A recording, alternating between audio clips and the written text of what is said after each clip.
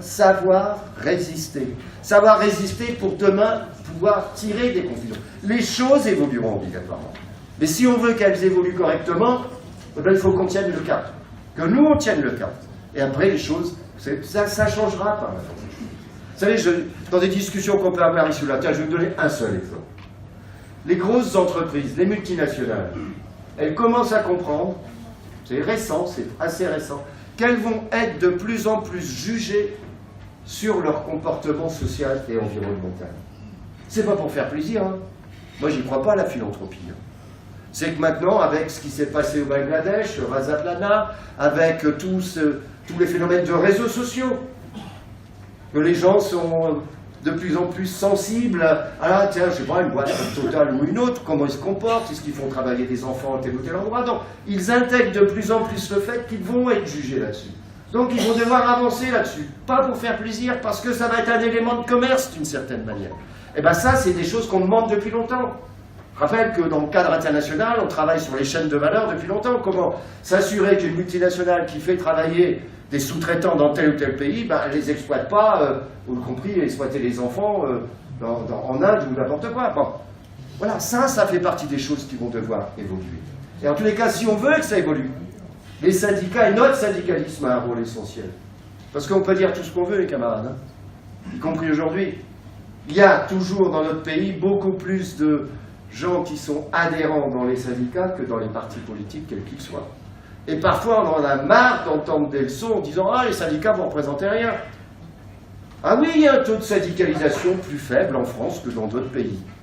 Pour des raisons historiques hein, qui se comprennent très bien. Et moi, je dis toujours, hein, plus le taux est élevé, plus les gens sont FO, plus je suis content, hein, c'est évident. Mais ça fait partie de nos choix républicains, non pas d'avoir un taux de syndicalisation plus faible, mais je rappelle par exemple, si on prend l'exemple de l'assurance chômage, si vous êtes suédois ou suédoise, ou danois, ou belge, les systèmes sont complètement différents. Prenez en Suède, vous avez 3 grandes confédérations syndicales, il y en a des plus petites aussi. Chaque confédération syndicale gère sa caisse d'assurance chômage. Vous êtes salarié en Suède, vous choisissez une des caisses d'assurance chômage pour être couvert, puis en même temps vous êtes syndiqué. Je ne dis pas que c'est bien, pas bien, chaque pays a son histoire, chaque pays a ses traditions, mais ça explique pourquoi en Suède vous avez des taux de syndicalisation élevés. Tous les salariés du privé se couvrent pour être indemnisés au cas où ils perdaient leur boulot. En France, on a fait un autre choix, qui a été un choix républicain. C'était d'assurer un minimum d'égalité de droits, ce que je disais tout à l'heure, à tout travailleur qui perd son boulot. Donc on a négocié à l'époque, à la fin des années 50, on a mis en place ce système d'assurance chômage qui vaut encore aujourd'hui malgré les vicissitudes. Et aujourd'hui encore, vous êtes salarié d'une TPE, d'une multinationale, syndiqué ou non syndiqué, vous perdez votre boulot, vous avez le même droit. Voilà, ça c'est quelque chose de républicain. Mais en même temps, c'est pas quelque chose qui vous incite à vous syndiquer, puisque que vous soyez syndiqué ou pas, vous avez le même droit. Mais en même temps, ce que j'ai dit toujours, mais oui, mais ça, on ne peut pas lâcher là-dessus. Parce que si on lâche là-dessus, ça veut dire qu'on lâche avec les principes républicains. Ça ne veut pas dire pour autant qu'il ne faut pas travailler pour développer le syndicat, c'est autre chose. Mais si on veut rester fidèle à la fois à ce que nous sommes, notre indépendance, notre liberté de comportement, notre attachement aux valeurs républicaines, on ne peut pas transiger avec des principes, y compris ici, demain, le fait d'avoir un autre système d'assurance chômage, ça nous appelle plus adhérents. Hein, c'est pas ça, on ne cède jamais sur les principes. Après, il y a le contexte, et le contexte, en ce moment, il n'est pas facile. Alors, 2 mots sur les derniers mois, et puis après, ce qui va venir dans les prochaines semaines. Je disais tout à l'heure, qui aurait pu imaginer qu'Emmanuel Macron soit président de la République, ou Trump aux États-Unis, etc. Personne. Voilà, prise de représentation politique. Il est élu. Alors on peut discuter, non pas il a été élu avec beaucoup d'abstention, des votes blancs, les machins, etc., dans un deuxième tour particulier comme en 2002. On le sait, tout ça. Maintenant, personne n'a contesté sa légitimité démocratique. Il n'y a pas eu de recours contre son élection sur le plan constitutionnel. Il annonce toute une série de choses pendant la campagne électorale, en tant que candidat. Et notamment dans les choses qu'il annonce, il dit, 1, je ferai des ordonnances sur le Code du travail, pour réformer le Code du travail. Et il donnait, mais il disait pas grand-chose en fait. Moi, j'avais pris une image, il a dit, sur toute une série de choses, moi je dis, c'est comme dans les magasins. Il a mis des têtes de gondole, mais il n'a rien mis dans les rayons. Donc il est élu. Et on discute. Je ne suis pas tombé sous le charme de Macron. Il y a peut-être qu'à qui ça arrive, pas moi. Je suis trop vieux maintenant pour tomber sous le charme de qui que ce soit. Franchement. Et je choisis, il faut mieux. Donc, et on discute. Et lui et les autres aussi, les autres syndicats. On discutait sur cette question des ordonnances. Il voulait passer très vite en 2 mois. Parce qu'il savait qu'il aurait une majorité confortable. Et sur quelque chose qu'il avait annoncé. On exige une concertation, on a la concertation. Alors je vous passe, ça n'a pas arrêté pendant 3 mois. Il y a des trucs qu'on obtient, des trucs qu'on garantit, et il y a plein de trucs qu'on n'obtient pas, et plein de trucs sur lesquels on n'est pas d'accord. Voilà, c'est le constat qu'on peut faire si... Il n'y avait pas 36, il y avait 3 possibilités. Là, c'est le pragmatisme syndical. Si on n'est pas pragmatique, on fait de la politique, c'est autre chose. Nous, nous sommes des syndicalistes. Donc à la fois, on a l'opposition et après, on a notre pratique. Ce qu'on a contribué à faire, on a préservé la branche, par exemple. Ce que je dis tout à l'heure, c'est un des éléments clés pour nous. Même si aujourd'hui, on peut modifier un accord de branche, mais il faut un accord majoritaire, je ne rentre pas dans le détail. Hein, donc ça fait partie des choses. Mais il y a des choses qu'on n'a pas pu obtenir et des choses avec lesquelles on est en désaccord de fond. Camarade de Pôle emploi expliquait tout à l'heure la conséquence de la fusion des IRP, par exemple. Hein, des institutions représentatives du personnel, fusion DP, CE, CHSCT. Bah, on sait que ça, on était en désaccord de fond, on l'est toujours et ça pose plein de problèmes partout. Et c'est pas fini, puisque ça va conduire à, même si, là, je vous le dis, là, pour ceux qui relèvent d'organismes nationaux, il va y avoir des négociations nationales, mais il faut négocier aussi sur ces choses-là. Le nombre de délégués, le nombre d'heures, le nombre de représentants syndicaux, ça relève de la négociation dans les entreprises. Il ne faut jamais l'oublier, ça. Ça veut dire que ce qui est dans le décret, c'est un minimum, qui est insuffisant. Il faut donc, à partir de là, pousser les feux. La suppression du CHSCT. J'annonce d'ailleurs, on a tout, je ne sais même plus combien on en a de recours. On a déposé, on peut pas une dizaine, hein, Michel. Hein. On a une dizaine de recours juridiques qui sont déposés actuellement, ou au Conseil constitutionnel, ou à la Cour européenne des droits de l'homme, sur la fusion des IRP, sur la suppression du CHSCT, sur le référendum dans les petites entreprises. Alors on verra ce que ça donne, tout ça. Hein, mais on a, comme on l'avait indiqué, on a déposé tous nos recours. Ensuite, mes camarades, là, il y a encore des dossiers sur le feu. Il y a le dossier des fonctionnaires, puisqu'ils ont annoncé des plans de départ volontaires dans la fonction publique. Moi, je pense que c'est une question de com', de leur point de vue. Parce que le coup de fil qu'ils nous ont passé la veille, ou la lettre qu'ont reçue nos fédérations de fonctionnaires, on ne parle pas des plans de départ volontaires. Ou c'est une provocation, ce qui est possible. Provocation, ça peut être de la communication. Parce que si on veut faire demain, s'ils veulent faire demain des plans de départ volontaires dans la fonction publique, là, il faut modifier le statut. C'est impossible aujourd'hui de faire ça. Il y a des cas possibles de départ individuel dans des cas très précis, mais ce n'est pas le cas. Par contre, ceux qui veulent mettre en musique, camarades fonctionnaires commencer les discussions, risquent effectivement de remettre en cause le statut à un moment donné. Hein, que ce soit sur les modes de rémunération, notamment sur la manière de dialoguer, de discuter dans la fonction publique. Donc il y a une concertation qui s'est mise en place, on verra bien ce que ça donne. Le 22 mars, effectivement, les camarades fonctionnaires, qu'ils soient de la fonction publique d'État, de la fonction publique territoriale ou de l'hospitalière, ont décidé, avec d'autres, cette organisation totale, d'appeler à manifester, à faire grève. Ça doit être un avertissement sérieux au gouvernement. De réussite de cette journée dépendra aussi la suite des discussions avec le gouvernement. Puisque les discussions sur la fonction publique vont durer un petit bout de temps. Hein, donc le 22 mars s'inscrit comme un bras de fer, d'une certaine manière, un avertissement au gouvernement sur ses intentions dans le domaine de la fonction publique. Viendra se greffer aussi la SNCF. Mais vous savez, quand vous regardez la SNCF, ça vient d'où le problème? On oublie de dire, ça vient des directives européennes. Alors les directives européennes, moi je ne dis pas c'est la Commission européenne, c'est trop facile. Les politiques ont souvent tendance à dire c'est pas de notre faute, c'est de la faute à Bruxelles. Sauf qui accepte à Bruxelles, si ce n'est les gouvernements? Nos gouvernements successifs ont accepté tous les textes au niveau européen, donc c'est pas la Commission, c'est les gouvernements européens. À partir du moment où à Bruxelles on a décidé, ça s'appelle le 4e paquet ferroviaire, c'était en 2016, d'ouvrir à la concurrence en Europe sur toutes les ligne de chemin de fer pour le transport voyageur, ça veut dire que demain, des compagnies étrangères vont pouvoir circuler sur les rails français et réciproquement. Vous savez, quand vous allez à Londres, vous voyez les bus anglais là, à Impérial rouge. Moi j'avais vu ça la dernière fois, je dis tiens c'est marrant, et derrière il y avait RATP, Régie autonome des transports parisiens. Ça veut dire que la RATP a racheté des lignes de bus à Londres. Voilà, bon ben c'est dans les deux sens. Mais c'est ça qui provoque les difficultés à la SNCF aujourd'hui.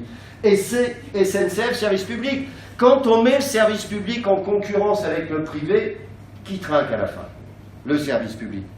Tout simplement parce que le service public a des missions qui ne sont pas obligatoirement rentables, alors que le privé ne choisit que ce qui est rentable. C'est évident, c'est comme dans l'hôpital. Les cliniques privées n'ont pas les mêmes missions que les hôpitaux publics. Et donc les cliniques privées ont tendance à se, pour leurs résultats, à prendre et à faire des actes qui correspondent, qui sont bien programmables et qui correspondent à un moment donné où ils vont pouvoir en tirer financièrement quelque chose. Que l'hôpital, d'abord il reçoit, à l'hôpital vous arrivez, on ne vous demande pas si vous avez des papiers, si vous avez, voilà. En France, heureusement encore, on est encore dans ce système où on vous soigne et après on regarde. C'est pas comme aux États-Unis où on regarde d'abord si vous avez une carte de crédit, si elle ouvre à tel soin, etc. On est heureusement encore un des meilleurs systèmes au monde en la matière. Donc il faut qu'on préserve tous ces éléments-là. Donc nos camarades fonctionnaires ont raison d'être dans l'action le 22 mars, et les 3 fonctions publiques viendront se greffer les camarades cheminots qu'on soutient, bien entendu. Moi, on sera avec Michel, on sera à Marseille ce jour-là. C'est le congrès de l'Union départementale FO de Marseille, mais il y aura une manif, on sera à la manif à Marseille. Je rappelle que c'est la première union départementale de l'organisation, en termes d'importance, l'Union départementale de Marseille. Mais on sera tous dans l'action, bien entendu, le 22 mars pour défendre le service public. Ça n'est pas qu'une question de fonctionnaires. On comprend très bien que nos camarades fonctionnaires défendent leurs statuts nationaux, comme les camarades du privé défendent leurs conventions collectives et leurs accords. Mais le service public, mes chers camarades, c'est le bien de ceux qui n'ont rien. Ça nous concerne tous. Qu'on soit du public ou du privé, qu'on soit retraité, si demain on est malade, on puisse avoir un même accès à l'hôpital, que nos enfants puissent aller à l'école publique, normale, les uns et les autres. On est tous concernés. C'est ce qui fonde la République. Si demain on déstructure complètement le service public, on ne sera plus dans une République. En tous les cas, plus dans une République telle que l'on conçoit nous avec son triptyque de liberté, d'égalité, de fraternité. Donc le service public, c'est une des ossatures essentielles. Alors moi, quand je dis service public, je prends au sens large. J'intègre là-dedans Pôle emploi, j'intègre la sécurité sociale. Ça fait partie, au-delà des statuts, de la conception même du service public, à assurer ce minimum d'égalité de droit entre tout le monde. Dernier point que je voulais aborder pour ne pas être trop long, le développement de l'organisation des camarades. Enfin, une belle assemblée générale, vous avez du monde, et je sais qu'EFO tient sa place sur l'île de la Réunion dans les différents secteurs d'activité. Et vous savez, à un moment donné, c'est si on veut peser encore plus fort, ça est vrai dans l'entreprise, au niveau du département, au niveau national. À un moment, c'est combien de divisions, combien d'adhérents, combien d'implantations. C'est ça qui compte. Le syndicalisme, si l'on veut être efficace, ça passe aussi par ça. Sinon, je vais être vulgaire, c'est grande gueule, petit cul, quoi. Voilà, mais ça ne sert pas à grand-chose, ça. Donc, ça signifie à partir de là qu'il faut accélérer sur notre développement. On est la 3e confédération syndicale. On est premier dans la fonction publique d'État. Il y aura les élections au mois de décembre, ça va être des élections importantes. Il faut qu'on garde notre première place dans la fonction publique d'État, essayant de grimper un peu dans la territoriale et l'hospitalière, bien entendu. Mais le développement, ça veut dire quoi? Ça veut dire que là où on est, on essaye d'avoir le plus d'adhérents possible. Parce que votre employeur en face, quel qu'il soit, que ce soit directeur d'agence, directeur de sécu, directeur d'ArcelorMittal, le commissaire de police, etc., il sait qu'en face de lui, ce n'est pas 1 ou 2 individus qu'il a. C'est 1 ou 2 délégués, et derrière, il y a des adhérents. Et s'il y a un problème, si on se met en mouvement, il y aura peut-être une difficulté. Donc à partir de là, ils vous regardent déjà différemment. Quand on est des adhérents plus nombreux dans une entreprise d'administration, c'est une partie du rapport de force qui est déjà gagné. Ça ne veut pas dire qu'on a tout gagné. Mais il sait que si c'est 1 ou 2 personnes, bon, je pose toujours, tu m'intéresses. S'il sait qu'il y a du monde, il va vous regarder différemment. Mais ce qui est vrai au niveau de l'entreprise, c'est vrai à tous les niveaux. Quand quand lui, Eric, il va discuter avec le préfet ou n'importe quoi, c'est pareil. C'est en fonction de ce qu'on représente. Quand nous, Bureau confédéral, on va discuter avec le gouvernement, c'est aussi fonction du poids que l'on a. Plus on est nombreux, plus on est respecté, c'est évident. Hein, et là, on progresse. Vous savez, moi je dis toujours, FO, c'est quand même une organisation particulière. Hein. On l'a tous choisi. Pourquoi on l'a choisi? Parce qu'on y est libre. À tout point de vue. Notre liberté, notre indépendance, c'est pas simplement... Tout le monde se dit libre, indépendant, hein, les autres syndicats. Sauf que moi, j'en connais pas d'autres. Hein. Vous connaissez une organisation dans laquelle on ne vous demande pas, quand vous rentrez, si vous avez des idées politiques, si vous êtes catholique, bouddhiste, musulman, athée, mécréant. Alors on ne fait même pas de sondage pour savoir ce que pensent nos adhérents. Les journalistes ont du mal à comprendre ça parfois. Ça, CGT, CFDT, ils font des sondages internes pour savoir si leurs adhérents ils sont plutôt, je sais pas moi, socialistes, maintenant la République en marche, je sais pas quoi, républicain, trotskiste, anarchiste, tout ce que vous voulez. Nous, on s'interdit de faire ça. Par contre, il y a une règle. Quand on est dans le syndicat, on laisse ces idées-là au vestiaire. Sinon, c'est pas possible. Ça ne veut pas fonctionner. Et c'est pareil, quand je dis les idées, c'est politique, religieuse, philosophique, etc. Ça, c'est nos choix individuels en dehors du syndicat. Mais quand on est dans le syndicat, on est là pour défendre et représenter les intérêts matériels et moraux des travailleurs. C'est ça notre conception de la liberté, de l'indépendance. Une indépendance qui vaut vis-à-vis de toute structure extérieure. Les partis politiques, les églises, le patronat. Ça ne veut pas dire qu'on n'a pas de contact démocratique avec eux. On n'est pas en charge de l'intérêt général. Ça ne veut pas dire qu'on ne sait pas ce que c'est que l'intérêt général, mais ça ne fait pas partie de notre boulot. Voilà, c'est ça. Et ça, il n'y a que nous qui sommes comme ça. Rappelez-vous, c'est un détail, enfin pas un détail, c'est une anecdote. Dernières élections présidentielles ou législatives, présidentielles, il n'y a eu qu'une seule confédération qui n'a donné aucune consigne de vote directe ou indirecte au premier comme au deuxième tour. C'est nous. Les autres organisations ont fini par donner au moins l'indication indirecte de vote. Non, nous on dit c'est une règle chez nous. On n'est pas les directeurs de conscience des adhérents, on n'est pas les directeurs de conscience des citoyens, c'est pas ça notre boulot. Sinon on serait un parti politique. Hein, donc défendre coûte que coûte cette liberté et cette indépendance, c'est quelque chose d'essentiel. C'est ce qui fonde notre syndicat, c'est notre ADN d'une certaine manière. Tenons bon sur les positions et les orientations. Après, on est des syndicalistes, comme je disais. Être syndicaliste, c'est aussi être pragmatique. Hein, on regarde ce que ça donne. Si on sait que la mobilisation ne va pas marcher, on ne va pas envoyer les copains dans le mur, par exemple. On fera autrement. Voilà, ça fait partie. Ce que je dis, les itinéraires, le cap, il ne change pas. L'itinéraire, il peut changer en fonction du contexte des uns et des autres. Vous savez qu'on a des gros dossiers en cours. Il y a la fonction publique, j'en parlais. Il y a la formation professionnelle. Il y a l'apprentissage. Il y a la formation professionnelle. Il y a l'assurance chômage. Bon. L'assurance chômage, ça va, c'est en train de se régler. Il y a une interview de la ministre ce matin dans le Parisien qui dit qu'elle va reprendre l'accord qui a été négocié. Bon, donc si c'est ça, ça va aller. Sur la formation professionnelle, on aura plus d'éléments lundi. En gros, il y a l'accord que nous avons signé. C'est un accord avec le patronat, un accord interprofessionnel. Ça aussi, mes camarades, nous sommes fondamentalement attachés à la négociation collective. Nous ne sommes pas pour le tout-État. Nous ne sommes pas pour que l'État décide de tout. Tout ce qu'on peut négocier avec le patronat, je parle bien de négociation, la fonction publique on ne négocie pas, mais dans le privé on négocie. Tout ce qu'on peut négocier avec le patronat, on le négocie. Notamment tout ce qui tourne autour du paritarisme. Paritarisme, c'est quoi, mes camarades? C'est tout ce qu'il y a autour du contrat de travail. Et on a toujours tenu à ce que ce soit par la négociation entre les syndicats et le patronat. Les règles aujourd'hui de l'assurance chômage, on peut dire ce qu'on en veut, ça fait partie encore des meilleures règles au monde. Pourquoi? Parce que justement ça relève de la négociation collective. Et je suis persuadé que si demain ça passait sous la coupe de l'État, règle d'austérité, hein, les chômeurs et les droits des chômeurs en prendraient un sacré coup. Donc on est en train de apparemment sur l'assurance chômage, je vous le dis, on devrait conserver la gestion de la convention d'assurance chômage, ce qui pour nous est un élément clé. Et sur la formation professionnelle, on va voir, mais sur la formation professionnelle, on améliore les droits des travailleurs. Par contre, la ministre a parlé, je ne sais pas ce qu'elle veut dire, de Big Bang. Si elle remet en cause sur les fondements, le mode de financement, etc., il y aura problème. Donc ça, réponse lundi, on ne peut pas anticiper les choses. Et on verra ce qui se passera à partir de lundi.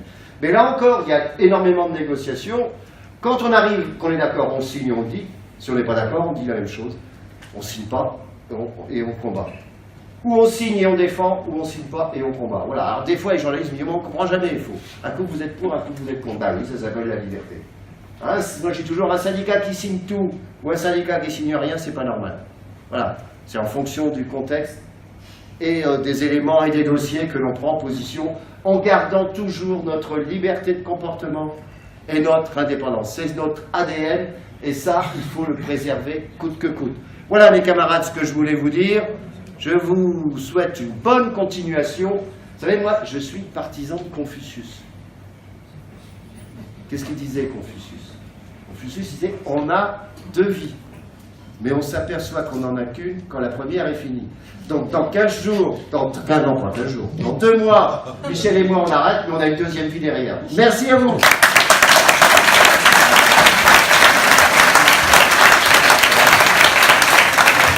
Voilà, une valeur, monsieur. Tu vas avoir l'apéro.